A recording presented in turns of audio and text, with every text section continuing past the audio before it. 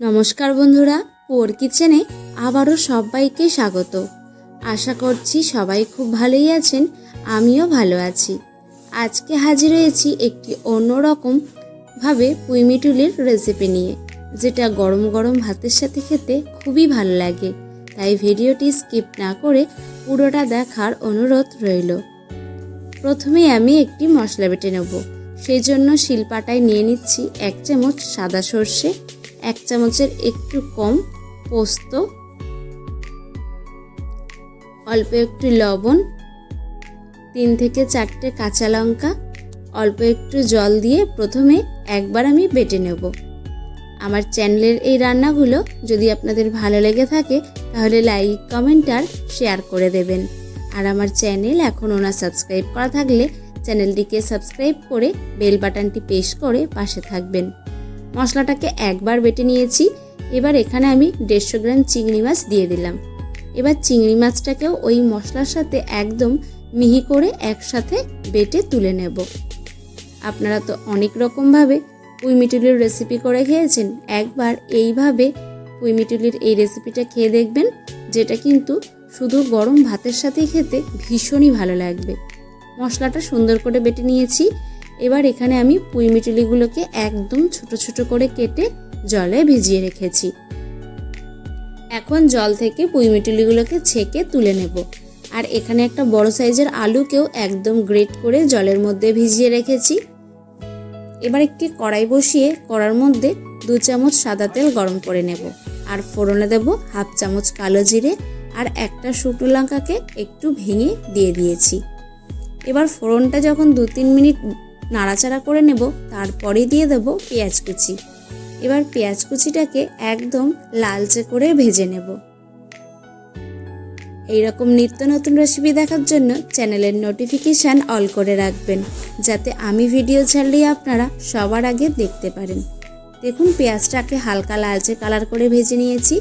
এখন দিয়ে দেবো জল ঝরিয়ে রাখা পুঁইমিটুলিগুলোকে, আর তারই সাথে দিয়ে দেবো 1 চামচ লবণ আর 1 চামচ হলুদের গুঁড়ো।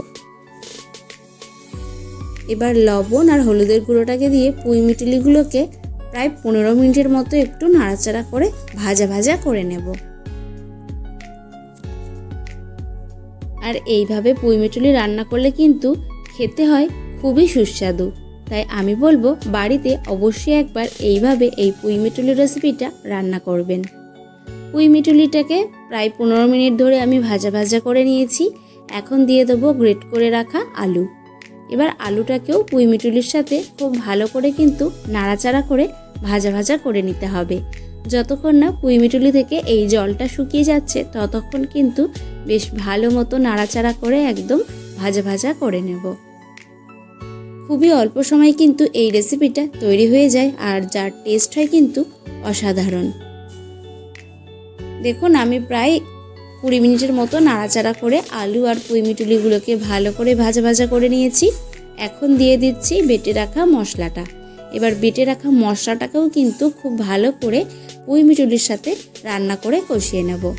কালারটা একটু ভালো আনার জন্য দিয়ে দিচ্ছি 1 চামচ কাশ্মীরি লঙ্কার গুঁড়ো। এবার কাশ্মীরি লঙ্কার গুঁড়োটাকেও মশলার সাথে কিন্তু ভালো করে কষিয়ে নেব।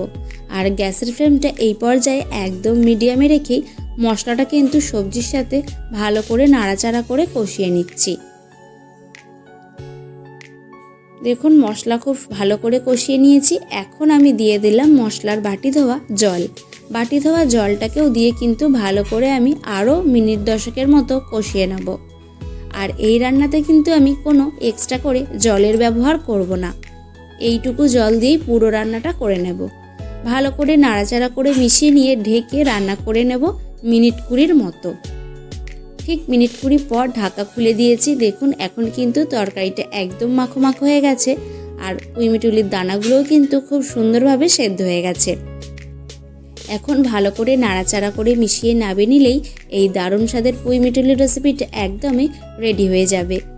আশা করছি আজকের এই রেসিপিটা আপনাদের একটু হলেও ভালো লেগেছে। যদি ভালো লেগে থাকে লাইক, কমেন্ট, শেয়ার করে দেবেন। আজ এখানেই শেষ করছি। দেখা হচ্ছে অন্য কোনো রেসিপিতে।